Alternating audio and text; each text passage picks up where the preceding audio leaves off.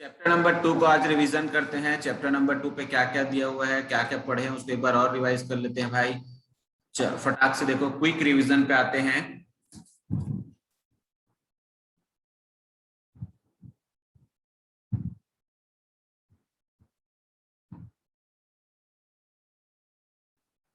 Chapter number 2 का नाम क्या है?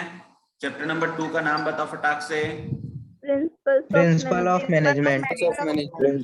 चलो ठीक है, हाँ ओके। चैप्टर नंबर 2 का नाम क्या है? Principles of management. पॉज रखना बेटा।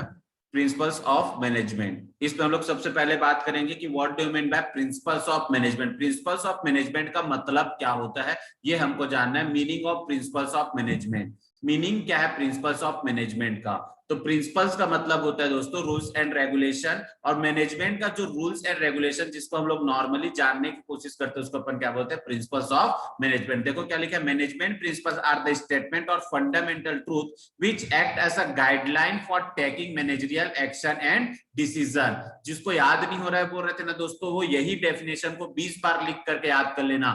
Management principles are the statement of fundamental truth. Management principles क्या है? एक स्टेटमेंट है जो फंडामेंटल ट्रूथ है, which act as a guideline.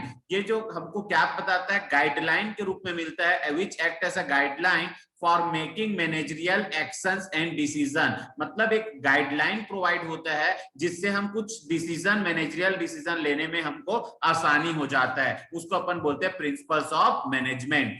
Principal of management का मतलब क्या लिखा हुआ है? Management principles are the statement of fundamental truth which act as the guideline for the taking managerial action and decision। Clear है? फटाक से मिनट बोल के आए यहाँ को लोग। Yes sir. ओके देखो फर्स्ट, अब उसके बाद अगर नेचर फीचर कैरेक्टरिस्टिक्स का बात करें, नेचर फीचर कैरेक्टरिस्टिक्स, तो भाई हम लोग को पता है कि management principles are the statement of fundamental truth which act as a guideline for taking managerial action and decision. तो यहीं से हमको सबसे पहला अगर फीचर देखेंगे तो सबसे पहला फीचर ये पता चलता है कि पहला फीचर ये है जनरल गाइडलाइन। सबसे पहला फीचर क्या है? General guideline. सबसे पहला फीचर क्या है? General guideline. ठीक है। सेकंड फीचर से लिखा हुआ है यूनिवर्सल एप्लीकेबल। सेकंड फीचर क्या लिखा है? Universal applicable. यूनिवर्सल एप्लीकेबल मतलब बोल सकते हैं, यूनिवर्सल एप्लीकेबल मतलब होता है आपका परवेसिव फंक्शन। क्लियर है? सबसे पहला फीचर देखो जनरल गाइडलाइन। पहला क्या ले लेंगे? जनरल गाइडलाइन, क्योंकि ये हमारे मीनिंग में भी है।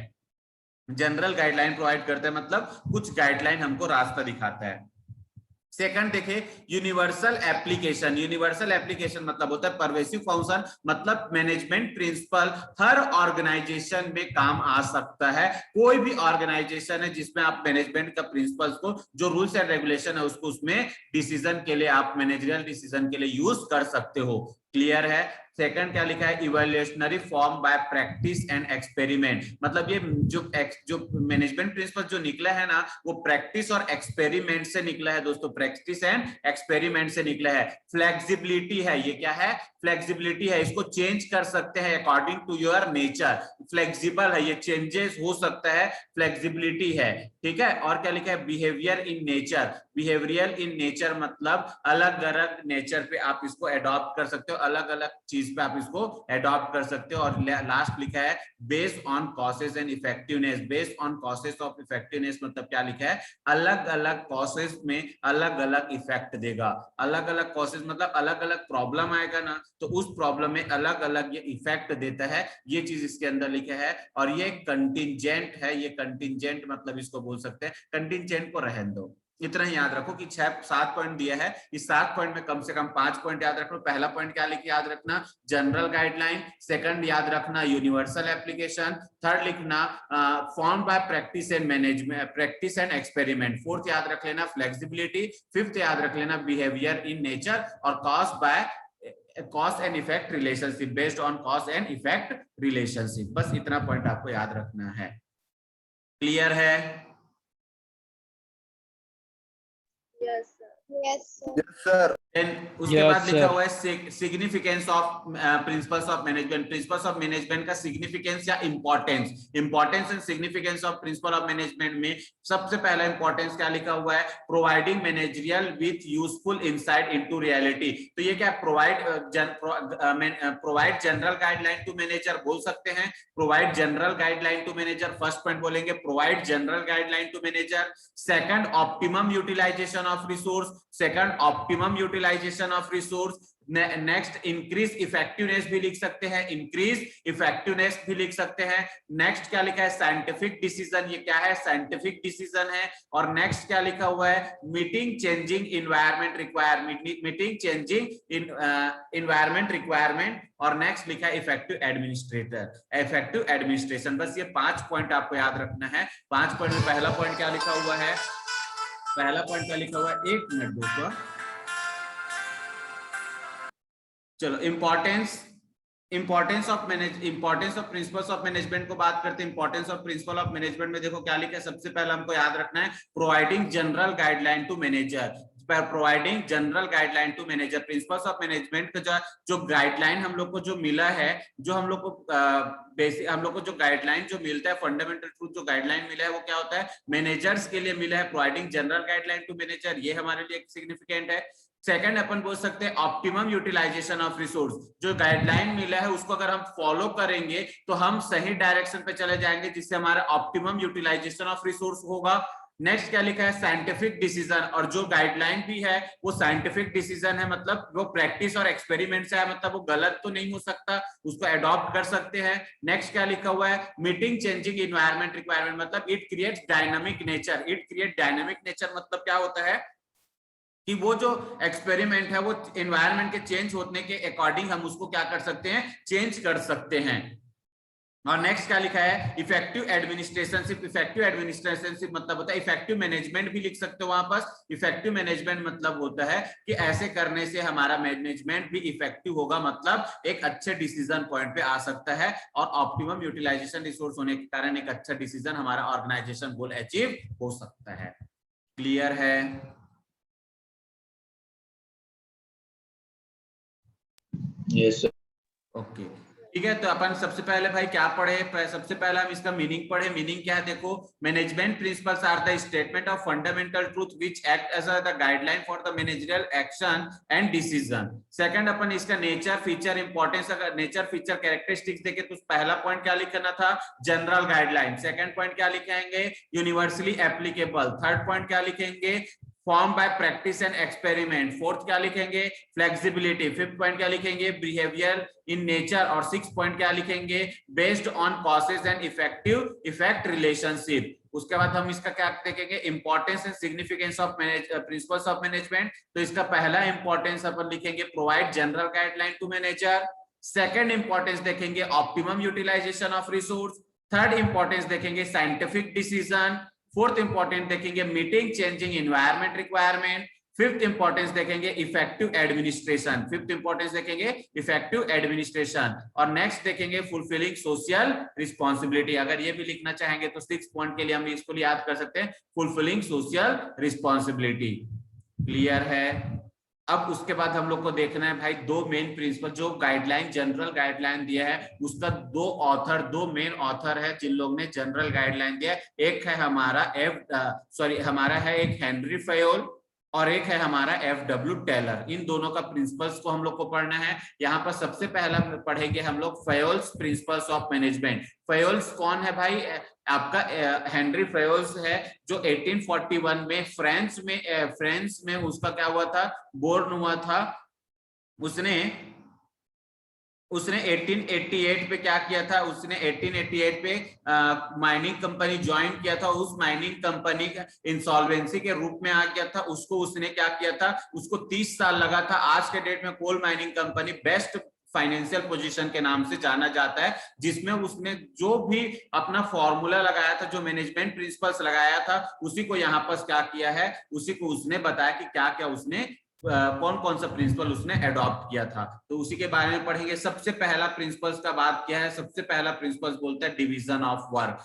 प्रिंसिपल, सबसे पहला प्रिंसिपल फयोल जी बोलते हैं division of work. Division of work मतलब बोलते हैं कि कोई भी काम है ऑर्गेनाइजेशन का, उसको आप क्या करो, पार्ट पार्ट में डिवाइड कर दो।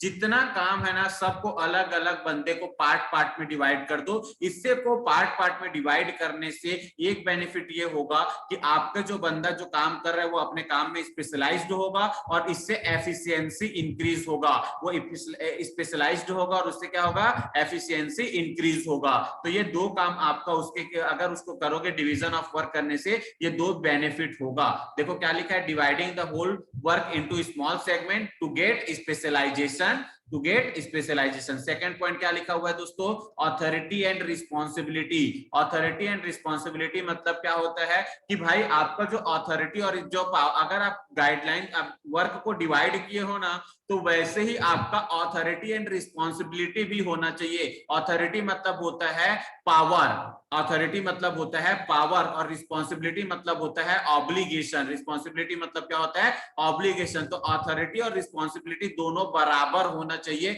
दोनों मैचिंग होना चाहिए। मतलब जितना ऑथोरिटी मिला है ना उतना उसको रिस्पॉन्सिबिलिटी भी मिले, और जितना रिस्पॉन्सिबिलिटी मिला है ना उतना उसको ऑथोरिटी भी मिले। मतलब आपको अगर आपके पास, जैसे कि अपन इसका एग्जांपल में लेकर के बात किए थे भाई, एग्जांपल में लेकर के मोदी जी का बात किए थे कि इंडिया का वो प्राइम मिनिस्टर है। इंडिया का प्राइम मिनिस्टर मतलब पूरा देश उसके हाथ में है। अब पूरा देश उसके हाथ में तो उसके पास पावर थोड़ा सा होगा कि बहुत ज्यादा होगा, बहुत ज्यादा। मतलब वो जो बोलेगा उसको पूरा देश को फॉलो करना पड़ेगा। ये क्या है उसका ऑथोरिटी एंड उसके पास रिस्पॉन्सिबिलिटी भी पूरा देश का है। आज के डेट में कोरोना का कुछ भी होता है तो गाली किसको पड़ता है, मोदी जी को ही पड़ता है। छत्तीसगढ़ में कुछ भी हो रहा है तो भूपेश को सरकार को गाली दे रहे हैं कि मोदी को गाली दे रहे हैं, हर जगह मोदी को गाली दे रहे हैं। क्यों? क्योंकि पूरा देश का जिम्मेदारी उसके। कोई भी देश में कुछ भी प्रॉब्लम आ रहा है, मतलब कोई भी स्टेट में कोई भी प्रॉब्लम आ रहा है तो गाली किसको पड़ रहा है, मोदी जी को पड़ रहा है। क्यों? क्योंकि उसके पास सबसे ज्यादा क्या है, ऑथोरिटी है, तो सबसे ज्यादा रिस्पॉन्सिबिलिटी भी उसी के पास है। वैसे अगर अपन बात करेंगे ऑथोरिटी और रिस्पॉन्सिबिलिटी का, तो प्रिंसिपल टीचर्स का लेकर के बात कर सकते हैं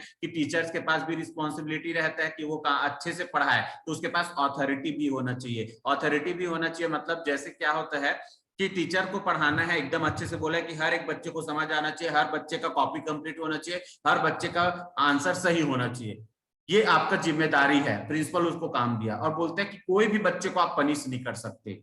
तो भाई अब बच्चे को पता है कि प्रिंसिपल उसको बता चुके कि पनिश हमको मिलेगा नहीं, तो कोई बच्चा काम करेगा क्या, नहीं करेगा। बट प्रिंसिपल उसको अथॉरिटी दे दिया कि अगर कोई स्टूडेंट्स काम नहीं करेगा तो उसको आप क्लास से बाहर जो ट्रीट कर सकते हो ट्रीट कर लेना, आपको अथॉरिटी है।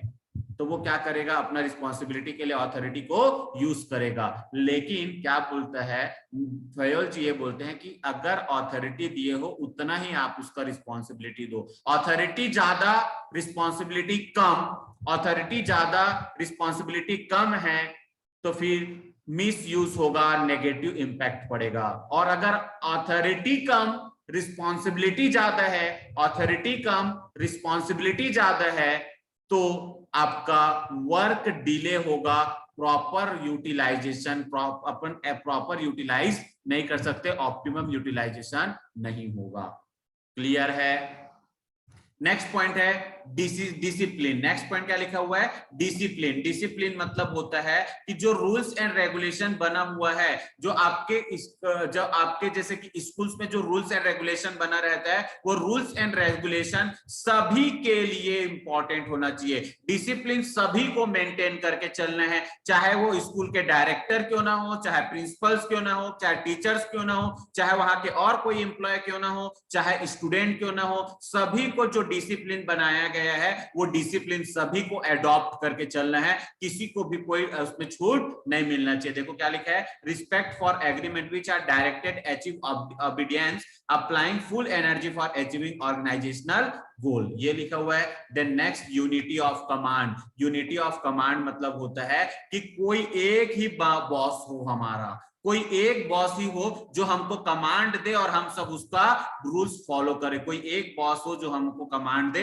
और हम सब उसका रूल फॉलो करें। मतलब क्या लिखा है, देखो, ऑर्डर और command from a single boss. मतलब जैसे कि मैं आप लोग अगर मेरे को नॉर्मली आप लोग का, मैं एक टीचर हूं तो मैं हमेशा आप लोग को एक कमांड देते रहता हूँ। क्या कमांड देता हूँ, डेली रिवीजन करो, डेली अच्छे से पढ़ो, डेली अच्छे से वर्क करो, डेली वर्क कंप्लीट करो। पहले 3 घंटा अकाउंट्स पढ़ो, 2 घंटा बीएसटी पढ़ो, 1 घंटा इकोनॉमिक्स पढ़ो। ये मैं डेली आप लोग को बोलता हूं, ये मेरा कमांड है आपको। आप और कोई टीचर के पास सुनते हो, वो टीचर बोलता है कि आप क्या करो कि डेली पढ़ो, लेकिन डेली में ना सिर्फ अकाउंट को पढ़ो। कोई और टीचर है जो बोलता है अकाउंट्स तो हो जाता है, तुम लोग डेली बीएसटी पढ़ो। तो आपको 3 लोग का अगर आप बात सुनोगे तो आपका माइंड क्या काम कर पाएगा, क्या नहीं कर पाएगा। इसी के लिए बोलता है किसी एक का बात सुनो और उसके बाद उसका रूल्स फॉलो करो।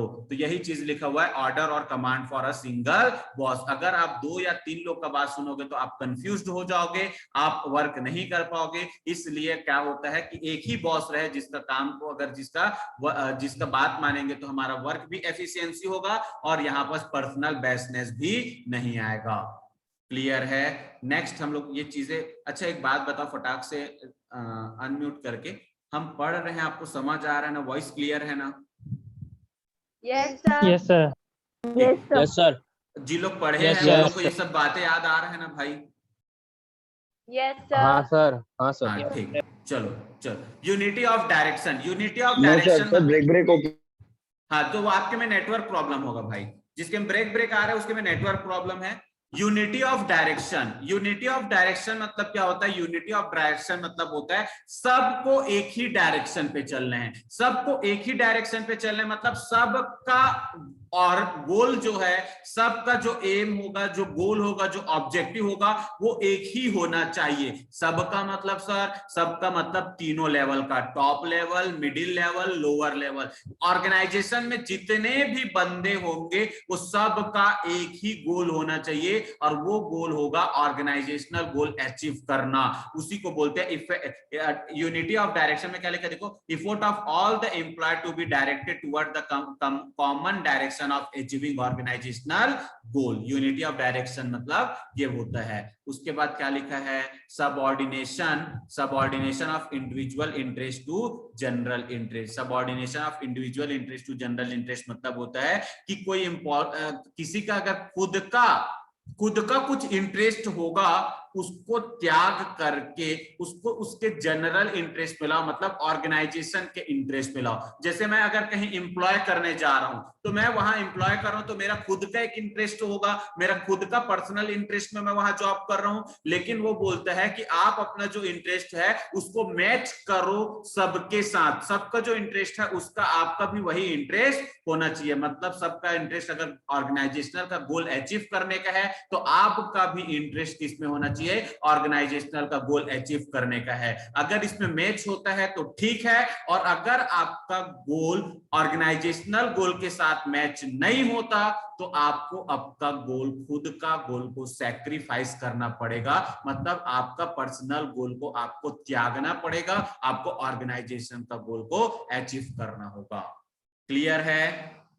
देन नेक्स्ट पढ़ेंगे रेमुनरेशन ऑफ पर्सन। रेमुनरेशन मतलब होता है सैलरी। वर्कर को जो सैलरी देते हो वो फेयर और एडिक्वेट हो। फेयर और एडिक्वेट हो मतलब जिस हिसाब से वो काम कर रहा है उस हिसाब से उसको सैलरी मिलना चाहिए। अगर ज्यादा काम कर रहा है तो ज्यादा सैलरी दो, कम काम कर रहा है तो कम सैलरी दो। उसका अगर उसको और कुछ वर्क कर रहा है तो उसको एक्स्ट्रा बेनिफिट्स दो, उसको सिक्योरिटी दो। तो ये चीज लिखा हुआ है आपका रेमुनरेशन ऑफ पर्सन। रेमुनरेशन मतलब होता है सैलरी। तो फेयर और adequate wages to worker, wages तो दोगे वो फेयर और एडिक्वेट हो, मतलब उससे आपका गोल, आपको भी ऐसा ना लगे कि हम ज्यादा दे रहे हैं, मतलब ऑर्गेनाइजेशन को भी ज्यादा ना लगे और आपके जो वर्कर है उसको कम भी ना लगे। दोनों के लिए एक इक्वलाइजेशन वाले आप उसको क्या दो? वेजेस दो। नेक्स्ट बोलता है सेंट्रलाइजेशन एंड डिसेंट्रलाइजेशन। सेंट्रलाइजेशन मतलब होता है दोस्तों कि फ्यू हैंड में पावर होना।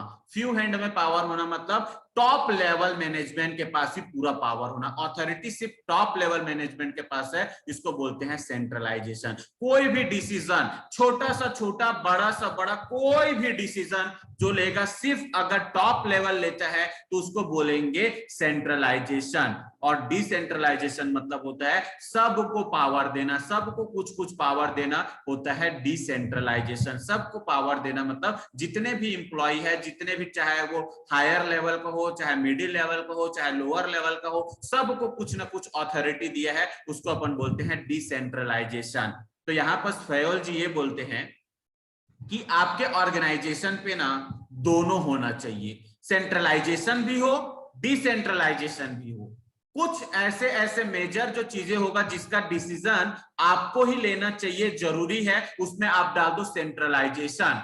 लेकिन अगर छोटा मोटा डिसीजन है ना तो उसको उसके एम्प्लॉय को ही दे दो डिसीजन लेने के लिए, इसको आपको खुद को मतलब ताकि उसके पास भी पावर रहेगा तो वर्क कर सकते हैं, इसको अपन बोलते हैं डिसेंट्रलाइजेशन। अगर सिर्फ सेंट्रलाइजेशन है तो वर्क में डिले होगा, सिर्फ डिसेंट्रलाइजेशन है तो पावर सबको रहेगा तो मिसयूज होगा, और मिसयूज होगा तो नेगेटिव इंपैक्ट पड़ेगा। इसलिए फयोल जी बोलते हैं कि आपके ऑर्गेनाइजेशन पे दोनों हो, सेंट्रलाइजेशन एंड डिसेंट्रलाइजेशन। सर इसका एग्जांपल दो ना।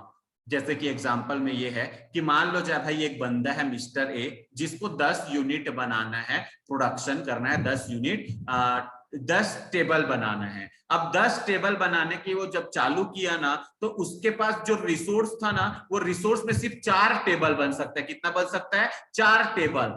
अगर उसके पास सेंट्रलाइजेशन वाला रूल फॉलो होता है तो वो 6 टेबल के लिए क्या करेगा, अपने बॉस को भेजेगा कि मेरे को क्या चाहिए, रॉ मटेरियल चाहिए। तो रॉ मटेरियल आते तक 2-3 दिन लग जाएगा, मतलब क्या हो जाएगा, वर्क में डिले हो जाएगा। और अगर डिसेंट्रलाइजेशन रूल फॉलो करता है तो उसको पता है कि भाई मेरे को रिसोर्स नीड है, तो वो जाकर के खुद रिसोर्स लेकर के आएगा और खुद जल्दी बना के देगा। तो ये चीज किसके अंदर आता है? सेंट्रलाइजेशन एंड डिसेंट्रलाइजेशन के अंदर। क्लियर है? फिर नेक्स्ट पॉइंट पढ़ेंगे स्केलर चेन। नेक्स्ट पॉइंट पढ़ेंगे स्केलर चेन। स्केलर चेन मतलब होता है सीक्वेंस पे आपका काम होना, रूल्स फॉलो। अगर कोई भी इंफॉर्मेशन आपको किसी को देना है तो उसको सीक्वेंस रूप में दो। सीक्वेंस रूप में दो मतलब line of authority to be followed in the organisation. इसको मैं सबसे लास्ट में कराऊंगा, ठीक है, एक बार और उसको अच्छे से समझा दूंगा। उसके बाद देखो क्या लिखा हुआ है, ऑर्डर। क्या लिखा हुआ है? ऑर्डर। इस ऑर्डर का मतलब आप लोग कमांड मत समझना कि मैं जैसे ऑर्डर मतलब कि आपको ऑर्डर मिल रहा है। ऑर्डर मतलब होता है कोई भी चीज को ऑर्डरली एक अरेंजमेंट में रखो, एक सीक्वेंस में प्रॉपर जगह में उसको रखो, उसका एक खुद का जगह बना दो, चाहे वो मटेरियल हो, चाहे वो कोई बॉस का केबिन क्यों ना हो, प्रॉपर एक जगह बना दो जहां पर उसको रखने का रहे। जैसे शॉप वगैरह में जाते हैं तो एक प्रॉपर अरेंजमेंट में रहता है कि नमक कहाँ रहता है, आपका साबुन, ये लक्स साबुन कहाँ है, आपका क्या बोलते हैं और पियर साबुन और अदर जो भी है सबका एक प्रॉपर जगह है। तो कोई भी वहां पर वर्कर काम करते तो उसको पता रहता है यहाँ पर ये रहता है, वहां पर ये रहता है, कुछ भी मांगेंगे तुरंत जाकर के वो लेकर के आता है। ये क्या है? ऑर्डर में अरेंजमेंट। अगर ऑर्डरली अपन अरेंजमेंट नहीं रखेंगे, इधर को उधर करेंगे तो यहाँ पर क्या होगा, वर्क में प्रॉब्लम आएगा, वहां पर वर्क ठीक से नहीं हो पाएगा। तो बोलता है orderly placement of man and material in the organisation. Next बोलता है इक्विटी। नेक्स्ट बोलता है इक्विटी। इक्विटी मतलब होता है कि सबको इक्वल प्रेफरेंस मिले, सबको इक्वल प्रेफरेंस मिले, सबका तुलना एक ही हो, सबको इक्वल दे, सबका सोच इक्वल रहे, kind and fair just treatment of employ. जैसे इसमें मैं आप लोग का एग्जांपल लिया था कि एक टॉपर बंदा और एक गधा बच्चा। तो एक टॉपर बंदा और एक गधा बच्चा दोनों सेम गलती किया मतलब दोनों ने सेम स्कूल को बंक मार के भाग गया।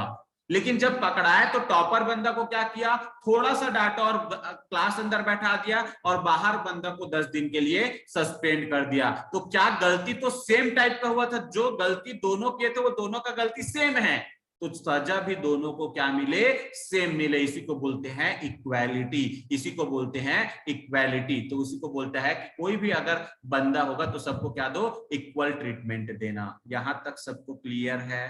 फटाफट रिप्लाई दो। सर मेरे को एक बार ऑर्डर फिर से बता दो ना। ऑर्डर मतलब होता है सीक्वेंस में जमा करना, सीक्वेंस में अरेंज करना। सीक्वेंस में अरेंज करना मतलब जैसे कि प्रिंसिपल का केबिन, आपके स्कूल में प्रिंसिपल का केबिन एक जगह होता है, आपके वाइस प्रिंसिपल का केबिन एक जगह है, आपके अकाउंट्स टीचर का केबिन कहीं एक प्रॉपर, स्टाफ रूम में भी उन लोग का सीटिंग अरेंजमेंट भी प्रॉपर है। अकाउंट टीचर यहाँ बैठता है, बीएसटी टीचर यहाँ, मैथ्स टीचर यहाँ, वो टीचर यहाँ, कंप्यूटर डिपार्टमेंट वहां, मतलब सबका एक ऑर्डरली क्या कर दिया है, अरेंजमेंट करके रखा है। कल के डेट में आपको अकाउंट टीचर से मिलना है, आपको पता है भाई वो कहाँ बैठते हैं, आप वहां पास गए, देखिए अगर टीचर है बात करिए, ठीक है, अगर टीचर नहीं है तो आप समझ जाओगे वो कहीं बाहर गए हैं। बट अगर किसी का ऑर्डरली, अगर कहीं पास अगर किसी का एक फिक्स्ड प्लेस नहीं होगा, कहीं भी बैठते होंगे, तो आप क्या करोगे, आप उसको पूरा उसको ढूंढने के लिए आप पूरा स्कूल को क्या करोगे, राउंडिंग करोगे। तो स्कूल को राउंडिंग करने में अगर एकदम ही इंपॉर्टेंट इंफॉर्मेशन देना होगा तो आप क्या हो जाएगा, डिले हो जाएगा इंफॉर्मेशन देने के लिए। इसलिए बोलता है कोई भी चीज को आपको क्या करना है, ऑर्डरली आपके पास मतलब एक अरेंजमेंट आपका सीक्वेंस और फिक्स्ड रहे, ये बोलना चाह रहा है। क्लियर है यहां तक? Yes, sir.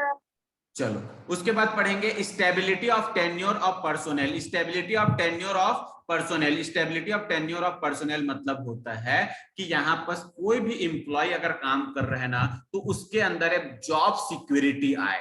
जॉब सिक्योरिटी आए मतलब, जॉब सिक्योरिटी आए मतलब होता है कि अगर एम्प्लॉय थोड़ा सा अगर गलती से भी गलती कर दिया, अचानक भयानक जाने अनजाने में कुछ गलती कर दिया, तो उसको तुरंत उसको बाहर ना निकाल दिया जाए, जॉब से तुरंत उसको बाहर ना निकाल दिया जाए, ना ही तुरंत उसको कहीं ट्रांसफर कर दिया जाए। मतलब उसको जॉब सिक्योरिटी मिले कि अगर गलती हो जाता है तो उसको थोड़ा सा डांट डूटी के भी उसको उसके वर्क पे ही रहने दिया जाए, ना ही उसको मतलब डिमोशन कर दिया जाए। कोई अगर मैनेजर है, मैनेजर अगर गलती कर दिया तो गलती करने से बॉस क्या कर देता है, मैनेजर पोस्ट से नीचे कर देता है, या उसको ट्रांसफर कर देता है दूसरे जगह, या उसको क्या कर देता है, जॉब से बाहर। तो ऐसा अगर करेगा तो वो जॉब से इनसिक्योर रहेगा, तो इनसिक्योर रहेगा तो वो अच्छे से मन लगा करके काम नहीं कर पाएगा। इसलिए बोलता है कि अगर कोई एम्प्लॉय काम कर रहा है तो उसको जॉब सिक्योरिटी दो। जॉब सिक्योरिटी दो मतलब आप उसको बोलो कि गलती से अगर हो भी जाएगा ना आपसे गलती, तो आप क्या करना, टेंशन मत लेना, आपको हम संभालेंगे, आपको प्रॉपर ट्रेनिंग देंगे, आपको और डेवलप करेंगे, आप अच्छे से काम करना, बेस्ट काम करना, कोई भी टेंशन आप अपने मन में मत रखना। जब इतना अगर कोई बॉस बोल देता है अपने एम्प्लॉय को, तो एम्प्लॉय बहुत ज्यादा खुश हो जाता है और वो बहुत अच्छा प्रेजेंट करता है। तो ये बोला गया है। नेक्स्ट लिखा गया है इनिटिएटिव। नेक्स्ट लिखा हुआ है इनिटिएटिव। इनिटिएटिव मतलब होता है किसी से, मतलब अपने एम्प्लॉय से सजेशन ले लो। कुछ भी कर रहे हो तो अपने एम्प्लॉय से सजेशन ले लो। एग्जांपल सर, जैसे मैं बताया था आप लोग के एग्जांपल कि मेरे पास एक डील आया, मेरा एक फैक्ट्री है सीमेंट का, मैं सीमेंट का कंपनी है मेरे पास, मैं सीमेंट बनाता हूं। तो मेरे पास एक बिग डील आया, बोलता है कि आपको 1 महीना मतलब 30 दिन में 10,000 बोरी सीमेंट बनाना है। 30 दिन में 10,000 बोरी सीमेंट बनाना है। मेरे पास 100 इम्प्लॉय है, तो 100 इम्प्लॉय अगर एक दिन में 10 भी सीमेंट बनाते हैं तो कितना होता है, 1,000 होगा। तो 100 इम्प्लॉय को 100 सीमेंट बनाना होगा। तो मैं अगर मेरे को बोलता है कि फुल पैसा दूंगा, इसके बदले आपको 3 गुना पैसा मिलेगा, एक बोरी का 3 गुना पैसा मिलेगा, आप मेरे को 30 दिन में क्या बना के दो, 10,000 सीमेंट बना के दो। तो अब जो वहां पर जो मैनेजर है वो उसके पास दो चीज होता है, या तो वो डायरेक्ट उसका एग्रीमेंट को एक्सेप्ट कर ले, या तो वो क्या करना चाहेगा, एक अच्छा बंदा होगा तो वो आएगा अपने एम्प्लॉय को सबको बुलाएगा, बोलेगा कि मेरे पास एक डील आया है दोस्तों, डील ये आया है कि मेरे को 30 दिन के अंदर क्या करना है, 10,000 सीमेंट बोरी बनाना है। अब आपको पता है मेरे को बनाना है मतलब आप सबको बनाना है, आप सबको बनाना है। तो अगर आप इसको ऐसा अगर इस टारगेट को अचीव करते हो तो जो भी आपको सैलरी मिलता है उस सैलरी में आपको 50% और एक्स्ट्रा मिलेगा, और अगर आप एक्स्ट्रा वर्क भी करते हो तो आपका सैलरी 2 गुना हो जाएगा। अगर ऐसा ऑफर देता है कि, और ये पूछते क्या हम इसको बना पाएंगे, क्या हम इस डील को एक्सेप्ट करें कि नहीं, आप लोग बताओ। तो यहाँ पर एम्प्लॉय क्या करता है, खुद डिसीजन लेता है, और इंसान जब खुद डिसीजन लेता है ना तो वर्क भी वो पूरा 100% करता है। तो यहाँ पर अगर एम्प्लॉय डिसीजन लेकर के बोलते हैं यस सर क्या करो, आप एक्सेप्ट कर लो, तो वहां पर जाकर के वो एक्सेप्ट करेगा, वो अचीव करके दे देगा। लेकिन अगर वो एक्सेप्ट नहीं करता और आकर के बोलते हैं कि भाई एक डील आया है, तुम लोग को 10,000 सीमेंट बनाना है मतलब बनाना है, अगर जो नहीं बनाएगा उसको जॉब से निकाल दिया जाएगा, तो वो क्या करेगा, एकदम फियर में, डर में बनाने की कोशिश करा, बना तो ठीक है, नहीं बना तो क्या हो जाएगा, जॉब से निकल जाएंगे करके वो और टेंशन में नहीं बना पाएगा। तो बोलता है कि अगर आप कोई भी वर्क करते हो ना तो आप सजेशन लो, कोई भी वर्क करते हो तो आप क्या करो, सजेशन लो। ये लिखा हुआ है इनिशिएटिव मतलब होता है encouraging employees to give suggestion. और लास्ट लिखा है esprit de corps. Esprit de corps मतलब होता है हार्मनी। हार्मनी मतलब टीम स्पिरिट, मतलब सब मिलजुल करके आगे बढ़ो, कोऑर्डिनेशन से चलो, कोऑर्डिनेशन के साथ चलो, मतलब सब एक साथ मिल करके आगे काम करो, कोई भी किसी का काम मतलब कोई भी अलग मत हो ना, सबको एक साथ चलना है, इसको बोलता है स्प्रिट द क्रॉप। क्लियर है? Yes, sir. तो Yes, sir. फटाफट यस सर। पक्का पक्का क्लियर है? Yes, sir. किसी को कोई प्रॉब्लम? No. अभी अपन इस वीडियो में क्या पढ़ लिए? इस वीडियो में हम लोग पढ़े प्रिंसिपल्स ऑफ मैनेजमेंट क्या होता है, और हेनरी प्रिंसिपल्स ऑफ मैनेजमेंट का नेचर, फीचर, कैरेक्टरिस्टिक्स, इंपॉर्टेंस, और इसके बाद और क्या पढ़े इसमें? हेनरी फयोल जी का आपका 14 प्रिंसिपल्स। ठीक है, अभी तुरंत आपको लिंक सेंड कर दिया जाएगा, तुरंत ज्वाइन होना और इसके आगे का फिर हम लोग स्टडी करें।